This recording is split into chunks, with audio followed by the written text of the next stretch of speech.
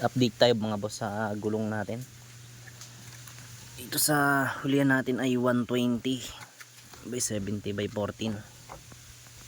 Ayan. Tapos itong front naman natin ay 100 by 80 by 14.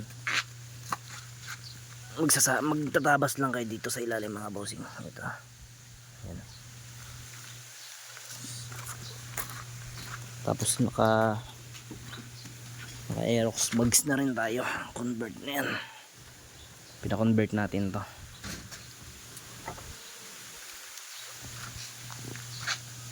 Pwede na pang strict GP.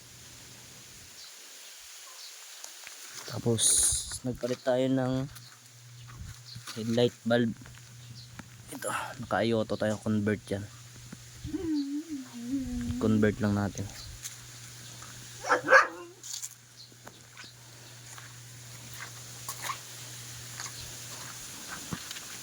Kunting pesa na lang.